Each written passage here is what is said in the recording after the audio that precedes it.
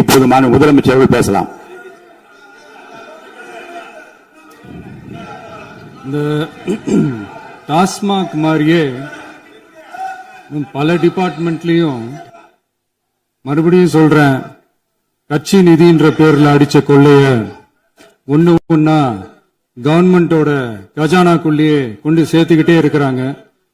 இப்பவும் சொல்றேன், மக்கள் பணத்துல இருந்து ஒரு பைசா கூட தொடமாட்டோம், தொடவும் விடமாட்டோம், தொட்டா விடமாட்டோம், இதுக்கு முன்னாடி தொட்டவங்களையும் விடமாட்டோம்.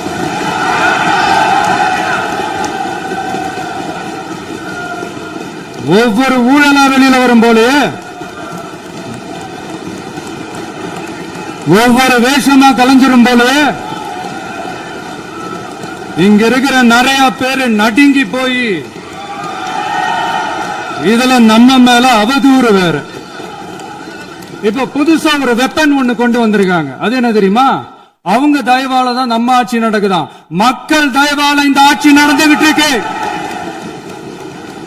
மனசாட்சி உள்ள சக்திகளோட ஆதரவால இந்த ஆட்சி நடந்துகிட்டு இருக்கு. நாங்க தான் அனுப்பி வச்சோம் அப்படின்றாங்களே. அனுப்பி வச்சவங்களுக்கு மினிஸ்ட்ரியில இடம் கொடுத்தா ஏன் கதறீங்க? ஏன் இவ்வளவு கோபம்? ஏன் இவ்வளவு கதறல்? இதுல இன்னொரு முக்கியமான விஷயம், மார்க்சிஸ்ட் கம்யூனிஸ்ட் கட்சி நமக்கு ஆதரவு கொடுத்தது சுயேட்சையா எடுத்த முடிவுன்னு சொல்றாங்க. அதே மாதிரி இந்திய கம்யூனிஸ்ட் கட்சி நமக்கு ஆதரவு கொடுத்தது சுயேட்சையா எடுத்த முடிவுன்னு சொல்றாங்க. இதுல எங்க இருந்து நாங்க தான் அனுப்பி வச்சோம்னா புரியலையே. மக்களுக்கு நல்லா புரியும், எல்லாத்தையும் தெளிவா பார்த்துக்கிட்டு இருக்கிறாங்க.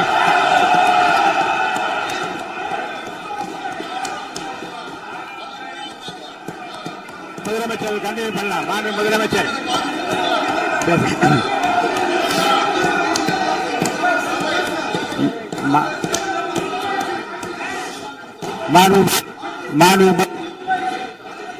முதலமைச்சர் கண்டினியூ பண்ணலாம். நீ கண்டினியூ பண்ணலாம்.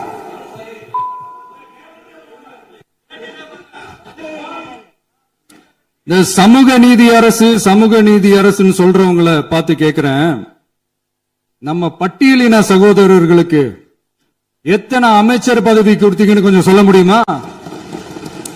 ஆனா நம்மளுடைய அரசுல 8 அமைச்சர் பதவிகள் யாருக்கு? நம்ம பட்டியலின சகோதரர்களுக்கு. எல்லாம் நம்ம அண்ணன், நம்ம தம்பி, நம்ம தங்கச்சிங்க. அண்ணல் அம்பேத்கர் அவர்களுடைய கிட்டத்தட்ட 100 ஆண்டு கால கனவு இப்ப நிறைவேறி இருக்கு. நான் ஏன் கொஞ்சம் சவுண்டா பேசுறேன் அப்படின்னா அவங்களுக்கு கேட்கணும்ன்றதுக்காக தப்பா எடுத்துக்காது. அதே மாதிரி பெண்களோட பாதுகாவலர் நாங்க தான் அப்படின்னு சொல்லிக்கிறவங்களை கேட்கிறேன், எத்தனை பெண்களுக்கு அமைச்சர் பதவியில இடம் கொடுத்தீங்க கொஞ்சம் சொல்ல முடியுமா? எங்க அரசுல 4 சகோதரிகளுக்கு அமைச்சர் பதவி கொடுத்திருக்கிறோம்.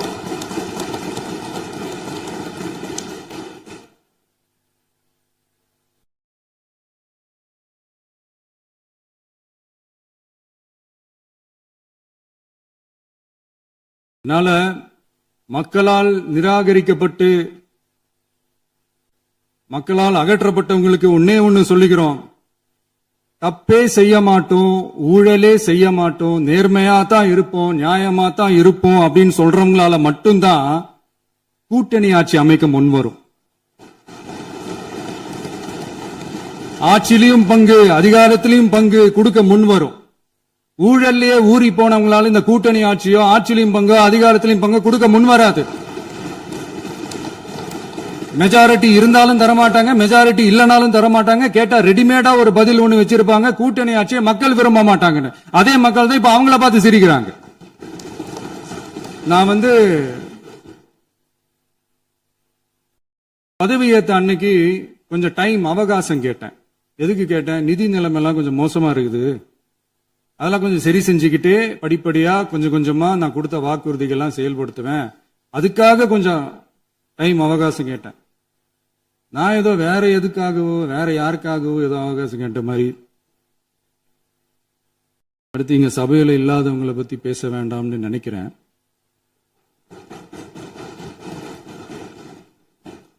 இங்க நம்மளை பத்தி அவதூறு பரப்புறதோட மட்டும் இல்லாம இப்ப நம்ம மக்கள் மேலயும் அவதூறு பரப்ப ஆரம்பிச்சிட்டாங்க. மக்கள் நமக்கு ஓட்டு போட்டது தப்பான், குடும்பம் குடும்பமா நமக்கு ஆதரிச்சது தப்பான். இது இப்ப இல்ல, நான் சொல்றது எம்ஜிஆர் அவர்கள் காலத்திலிருந்தே. அப்பவே அவர் ஜெயிச்சப்போ அதே மக்களை தப்பு தப்பா பேசுறது. மக்கள் என்ன பண்ணிட்டாங்க, எம்ஜிஆர் என்ன பண்ணிட்டாரு, எம்ஜிஆர் என்ன இது பண்ணிட்டாரு. 50 வருஷமா ஒரே டெக்னிக்கா.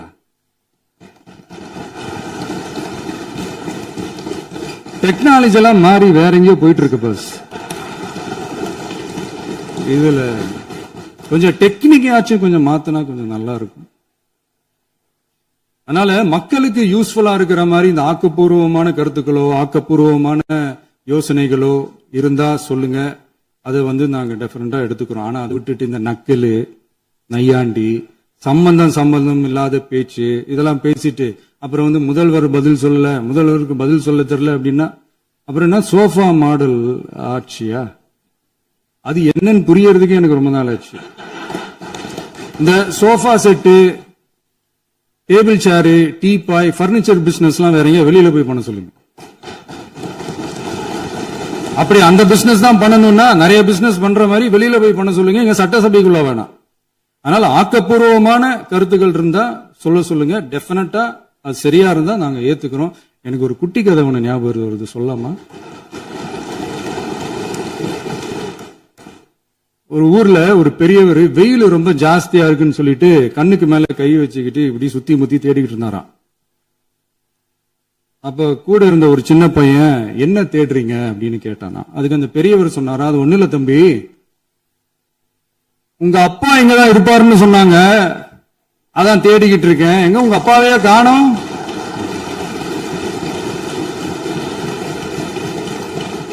இல்ல அந்த எங்களுக்கும் நக்கலா நையாண்டியா சம்பந்தம் இல்லாத குட்டி கதை இதெல்லாம் எங்களுக்கும் பேச தெரியும். அந்த கதையில பெரியவர் அப்படி சொன்னாராம், தப்பா எடுத்துக்காதீங்க. அந்த கதையில பெரியவர் அப்படி கேட்டாராம். அதனால யாரும் இங்க டென்ஷன் ஆக வேணாம். அதனால இன்னொரு இந்த என்னுடைய உரையை முடிக்கிறதுக்கு முன்னாடி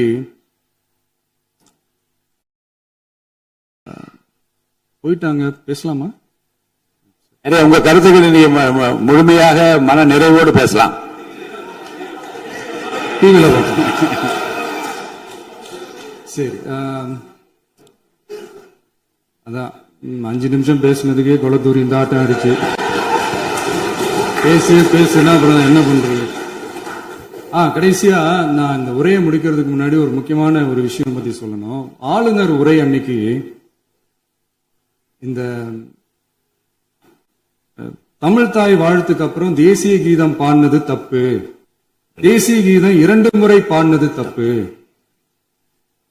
அப்படி ஒரு நிகழ்வு இதுக்கு முன்னாடி இந்த சட்டசபையில நடந்ததே கிடையாது, அந்த மரபையே மாத்திட்டீங்க, இப்படி ஒரு பெரிய ஒரு போர் மாதிரி எதிர்கட்சியை சார்ந்தவங்க எல்லாம் சொன்னாங்க இல்லையா? அந்த மாநில உரிமை போராளிகளை, அந்த மரபு காக்கிற உரிமை போராளிகளை ஒரே ஒரு கேள்விதான் கேட்கணும். 2021 ஆகஸ்ட் 2 ஞாபகம் இருக்கா? Centenary celebration of Tamil Nadu legislature. அந்த பங்கன்ல நம்ம முன்னாள் முதலமைச்சர் கருணாநிதி அவர்களோட கலைஞர் அவர்களுடைய கலைஞர் அவர்களுடைய புகைப்படத்தை மாண்புமிகு குடியரசுத் தலைவர் திறந்து வைக்கிற ஒரு பங்கன். அந்த பங்கன்ல national anthem followed by Tamil Thai Vazhthu அப்படின்னு அறிவிச்சது ஞாபகம் இருக்கா? அதாவது தேசிய கீதத்துக்கு அப்புறமா 2வது முறையா, நோட் திஸ் பாயிண்ட் மாண்புமிகு பேரவைத் தலைவர் அவர்களே, பிளீஸ் நோட் திஸ் பாயிண்ட். தேசிய கீதத்துக்கு அப்புறம் 2வது முறையாக தமிழ் தாய் வாழ்த்து பாடப்படும் அப்படின்னு சொன்னது ஞாபகம் இருக்கா? அதுவும் முத்தமிழ் அறிஞர் அப்படின்னு சொல்ற நம்ம கலைஞர் அவர்களுடைய அந்த புகைப்படம் வெளியிட்டு விழாவில் அவர் இருந்த இதே சபையில தமிழ 2வது இடத்துக்கு தள்ளினது யாருன்னு ஞாபகம் இருக்கா? அது மட்டும் இல்ல, அந்த தேசிய கீதத்தை நாட்டுப்பண் நேஷனல் ஆந்தம்னு சொல்லி அதே பங்கன்ல கடைசியா பங்கன் முடியும் போது செகண்ட் டைம் தேசிய கீதம் பாடினதும் ஞாபகம் இருக்கா? இதே அவையில் தான் அது அவை குறிப்பிலும் இருக்கிறது. இதே அவையில் தான் நடைபெற்றது. இந்த bookல- தக்க நேரத்தில் இந்த ஆதாரங்களை அளித்த மாண்பு முதல் அவர்களுக்கு நன்றியை தெரிவித்துக் கொள்கிறேன். டவுட் இருந்தா இந்த புக்கை பார்த்து தெரிஞ்சுக்கலாம். அதனால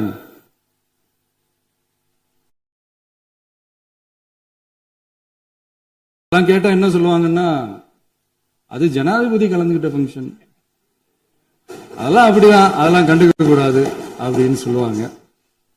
இதே மாதிரிதான் பேசுறது ஒண்ணு, செய்யறது ஒண்ணு, செய்யறது ஒண்ணு, பேசுறது ஒண்ணு. இதெல்லாம் மக்கள் பார்த்துக்கிட்டு இருக்காங்க. எலெக்ஷனுக்கு முன்னாடி தான் அப்படி செஞ்சுக்கிட்டு இருந்தாங்க. இப்ப எலெக்ஷனுக்கு அப்புறம் அதே தான் செய்யறாங்க. இந்த விஜயையும் சாமானியர்களின் உண்மையான சமூக நீதி அரசையும் அவமானப்படுத்துறதுக்கு தான் அவங்களோட அந்த பொலிட்டிக்கல் சீனியாரிட்டி அது பயன்படுத்துது போல.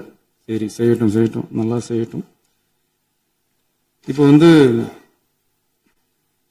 ஆனாலும் நம்மளுடைய மாநில உரிமை, மொழி உரிமை, உத்தமபுத்திரர் போல வேஷம் போடுற எதிர்கட்சிக்கு ஒன்றை மட்டும் ஆணித்தரமாக சொல்றோம். உங்களை மாதிரி தமிழ் தமிழ்னு சொல்லிக்கிட்டு, மொழி, பண்பாடு, கலாச்சாரம்னு சொல்லிக்கிட்டு ரெட்டை வேஷம் போடுறவங்க நாங்க கிடையாது. உலகெங்கும் வாழும் என் தமிழ் சொந்தங்களுக்கு நம்முடைய உத்தரவாதம் தமிழ் தான் எங்க உயிர் நாடி அப்படின்றத மறக்க மாட்டோம்.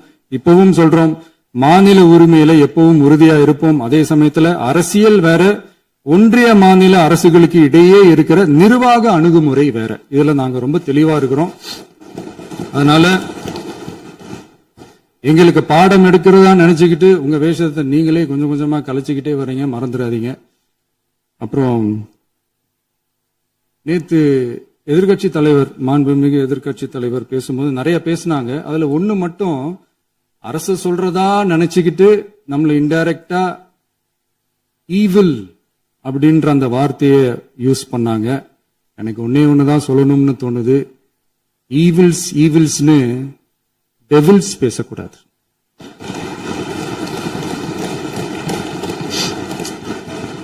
அவங்க இருந்திருந்தா ஒரு ஆக்ஷன் பண்ணணும்னு எனக்கு தோணுச்சு. எல்லாரும் போயிட்டாங்க. இல்ல, பெர்மிஷன் பண்ணலாமா? இப்பவும் பண்ணலாம், ஒண்ணும் தப்பு இல்ல.